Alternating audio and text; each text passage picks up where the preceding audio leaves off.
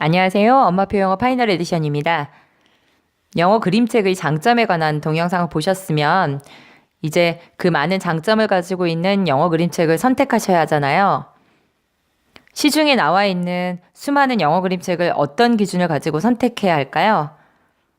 이번 동영상에서는 좋은 영어 그림책을 선택하는 것에 관해 말씀드리도록 하겠습니다. 단행본 저자마다 좋은 영어 그림책을 고르는 방법을 제시하고 있는데 중첩되는 부분들이 많아요. 저자들이 제시하는 방법을 알아보고 공통점을 추려보도록 할게요. 영어 그림책으로 영어 학습하는 방법을 한국에 도입하고 정착시키는데 이명신 씨가 많은 공헌을 한 것 같아요. 머리글에 영어 그림책이 낯설기만 했던 15년 전이라는 표현을 쓰고 있거든요. 오랜 기간에 걸쳐 영어책을 읽어왔고 읽어주었다는 점을 생각해서 이분의 방법을 먼저 말씀드리도록 할게요.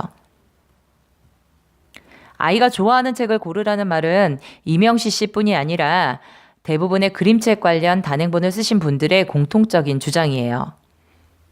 책을 고를 때 가장 심혈을 기울여야 할 부분이거든요.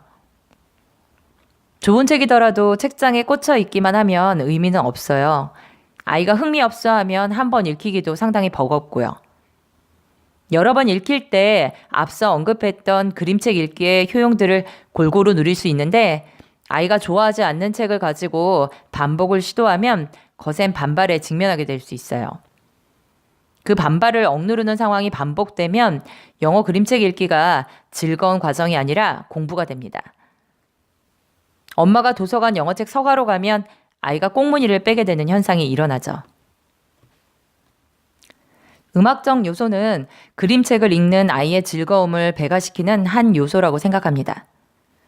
아이가 흥에 겨워 노래 부르듯이 책을 읽어나가는 경우가 많거든요. 이명신 씨가 정확히 짚어주었다는 생각이 듭니다. 그림과 글이 일치하지 않는 책들이 덜어 있어요. 이 경우 아이들이 그림과 글을 매치시키는데 힘들어하고 상당한 시간을 헤매게 됩니다. 그리고 흥미가 떨어지게 되죠. 저도 피하실 것을 권합니다.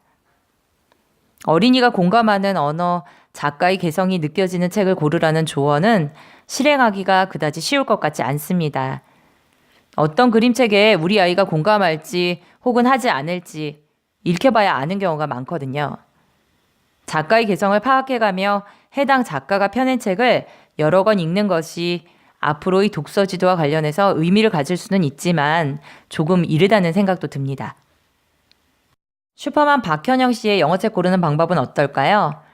아이의 영어 수준과 같거나 혹은 그것보다 낮은 책으로 하는 것이 좋다는 박현영 씨의 견해는 잠순의 이신혜 씨가 하는 주장과 유사합니다. 이신혜 씨는 다독을 중시하면서 책의 수준을 높이는 것보다는 수준은 유사하지만 다양한 책들을 많이 읽힐 것을 권합니다. 박현영 씨 또한 그러한 주장을 하고 있고요. 아이의 영어 수준과 관련해서는 조금 생각해 봐야 할 것 같아요. 이야기가 길어질 듯해서 별도로 동영상을 만들어서 이야기 나누도록 할게요. 박현영 씨는 가능한 CD가 딸린 책을 권하고 있는데요. CD가 딸린 책이 아무래도 비싸지요.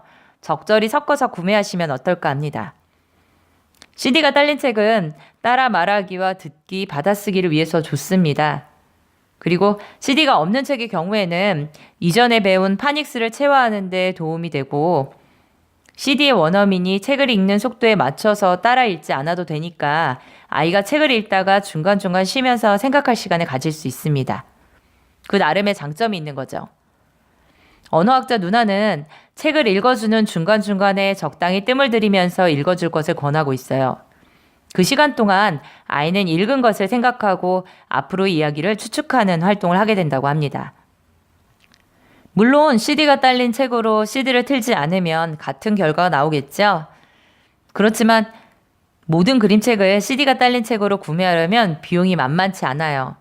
더 나아가서 모든 그림책을 CD 딸린 것으로 구매해서 섀도우 스피킹도 하고 역할 연기도 하고 다른 여러 활동도 하려면 오랜 세월이 걸리고 너무 자기적이에요. 너무 자기적으로 책을 읽히려고 하시지만 말고 아이가 혼자서 그냥 즐겁게 읽도록 내버려 두는 것도 좋은 방법이 아닐까 싶습니다. 그림책 읽으려면 오디오나 컴퓨터를 켜야 하고 책상에 앉아서 엄마를 앞에 두고 섀도우 스피킹이나 역할 연기와 같은 활동을 하면서 읽어야만 한다면 그 상황이 좀 이상하지 않으세요? 넘치는 것은 아니야만 못하다는 말이 생각납니다. CD가 딸리지 않은 책도 읽도록 하실 것을 권합니다. 박현영 씨 그림책 선정 기준들과 관련해서 대부분의 한국에 소개된 그림책들은 제목이 강렬하고 흥미를 유발하고 스토리는 짧으며 두께 또한 얇다고 생각합니다. 그리고 글씨도 크고요. 물론 그렇지 않은 경우도 있는데 너무 신경 쓰지 않으셔도 되지 않을까 싶습니다. 짧고 유사한 구조를 가진 문장의 반복은 그림책의 한 가지 특성이고요.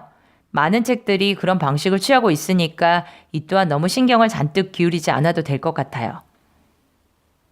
박현영 씨가 책을 고르는 방법으로 우리나라 현실에 맞는 책을 골라야 한다고 주장을 하는데 이명신 씨나 서현주 씨 등은 그림책 읽기가 영어권 문화를 이해하는 데 도움이 된다고 합니다. 한국 현실에 맞는 책만 골라 읽히기보다는 다양하게 읽혀서 영어권 국가의 문화를 이해하는 건 어떨까 싶습니다. 언어를 학습한다는 것은 문화적 차이를 학습하는 좋은 기회가 아닐까 합니다. 김인경 씨가 제시하는 영어 그림책 고르는 방법도 알아볼게요.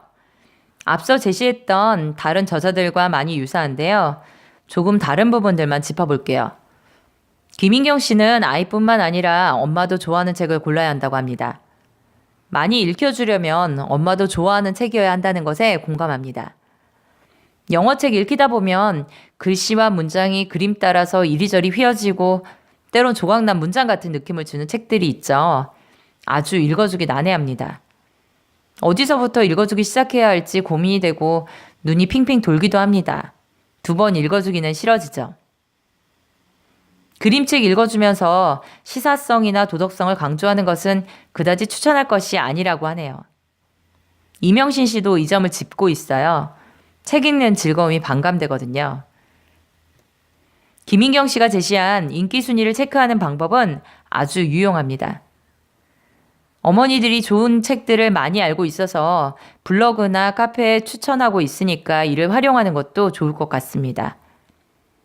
그림책 관련 단행본 서적들은 많은 경우 추천 도서 목록을 제시하기 때문에 이를 활용하는 것도 좋을 것 같아요. 네이버나 아마존과 같은 사이트의 서평을 읽어본 뒤에 구매하는 것도 한 방법이고요. 마지막으로 근처 도서관에 영어 그림책이 많이 비치되어 있다면 사설을 통해서 가장 많이 대출되는 그림책을 알아볼 수 있습니다. 큰 수고 없이 책을 고르실 수 있을 거예요. 책을 구매했는데 아이가 싫어하면 어쩌냐고요? 어머니보다 다르겠지만 사놓은 뒤에 잘 읽게 되지 않는 책들이 생기기 마련입니다. 저의 경우에도 약 20% 안팎은 그렇게 되지 않았나 싶거든요. 아이의 취향을 고려해서 엄선했음에도 아이가 책을 읽을 때의 표정과 반복해서 읽는 정도로 관찰해 보았을 때 아이가 정말 좋아하는 책은 20% 정도, 그리고 그냥 좋아하는 책 30%, 그리고 견딜 만한 책 30%, 그리고는 나머지죠. 근데 너무 아까워하지는 마세요. 학원비나 조기 유학 비용, 또 아이가 대학에 진학해서 스펙을 쌓기 위한 어학연수 비용보다는 훨씬 저렴합니다. 앞서 아이의 영어 수준과 관련해서 언급을 했는데요. 이 부분은 우리가 조금 더 생각해 보아야 할 것 같아요. 내용이 길어질 듯해서 별도로 동영상을 제작하니까 다음 동영상을 보면서 함께 생각해 보셨으면 합니다. 도움이 되셨다면 좋아요, 구독 감사합니다.